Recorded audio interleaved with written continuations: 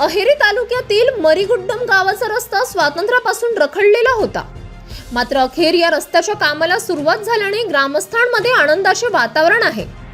अहेरी तालुका युवा पत्रकार संघटनेचे जिल्हाध्यक्ष मधुकर गोंगले आणि जिल्हा सचिव जावेद अली यांच्या सातत्यपूर्ण प्रयत्नांमुळे हा प्रश्न मार्गी लागल्याची भावना गावकऱ्यांनी व्यक्त करत त्यांचे आभार मानले. मरीगुड्डम हे गाव आलापल्ली सिरोंचा राष्ट्रीय महामार्गाला जोडलेले असले तरी VR क्रमांकाचा अधिकृत रस्ता नसल्यामुळे गावकऱ्यांना अनेक अडचणींचा सामना करावा लागत होता.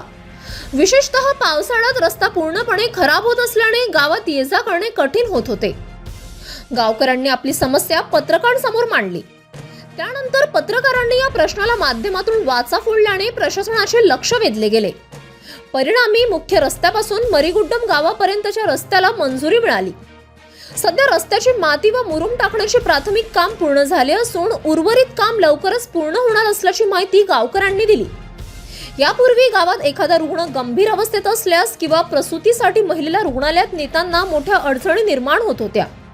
अनेकदा वेळेत उपचार मिळण्यात अडथळे येत होते. आता रस्त्याचे काम सुरू झाल्याने या सर्व समस्यांपासून दिलासा मिळणार असून ग्रामस्थांनी समाधान व्यक्त केले आहे. लवकरात लवकर रस्ता पूर्ण करून वाहतुकीसाठी खुला करावा अशी मागणीही नागरिकांनी प्रशासनाकडे केली आहे. अहेरी तालुक्यातील मरीगुड्डम या गावामध्ये मागील 2-3 महिन्यापूर्वी गावातील लोकांनी पत्रकार परिषद घेतली होती की मागील 50-60 वर्षापासून आमच्या रोडवर VR नंबर नसल्यामुळे रोडची मोठी दिक्कत आहे.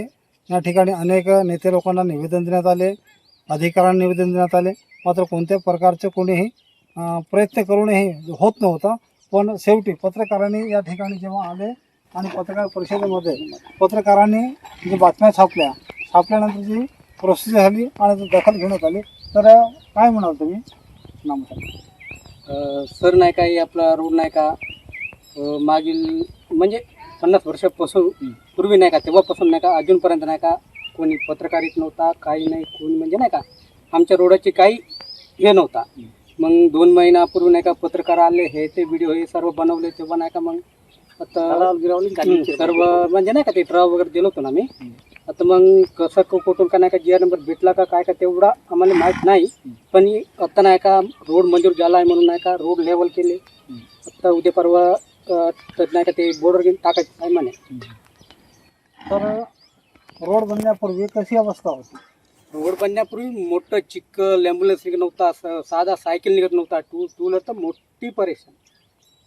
मग अशा अडचणीमध्ये तुम्ही कशी यायचे? आम्ही नाही का सर इथून नाही का पैदल जात होते आपला मेन रोडपर्यंत. आणि काही असं पेशंट गिशन राहिला तर आताने उचलून देत होतो ना मी मेन रोडपर्यंत. ॲम्ब्युलन्स तर अजिबात येत नव्हता. काही अडचण आला तर ॲम्ब्युलन्सला फोन लावला तर ॲम्ब्युलन्स फक्त नाही का आपला रोडपर्यंत येऊन नाही का उभी राहत होती.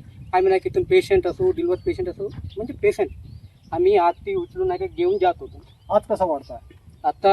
आता नाही का मला नाही का थोडा चांगला वाटतं. कारण की कसं गेल्या 2 महिन्यामध्ये नाही का आपण ते पत्रकारले बोलवून नाही का हे ते आम्ही केलो. मग तेव्हापासून नाही का कसं काय म्हणजे सरकारकडून कसं काय हे निर्णय भेटलं का काय म्हणून नाही का आता म्हणजे मला आता कसं वाटतं आहे रोड मंजूर झाला आहे म्हणून नाही का म्हणजे मला छान वाटतं चांगलं. तर गावकऱ्यांचं म्हणणं असं आहे की पत्रकारांमुळे आज जे आहे रस्त्याची अवस्था चांगली झालेली आहे, रस्ता बनत आहे, त्यांना मोठे आनंद होत आहे. तर टिकाव आणि चांगला रस्ता बनावा ही त्यांची गुजारिश आहे आणि ते विनंती करतात ठेकेदाराने की चांगला दर्जेदार रस्ता बनला पाहिजे आणि आम्ही त्यांचा खूप आभारी मानू आणि पत्रकारांचा सुद्धा ते आभारी मानतायत. नवराष्ट्र निर्माणसाठी जावेद अली, गडचिरोली. नवराष्ट्र निर्माण न्यूजसाठी जावेद अली, अहेरी.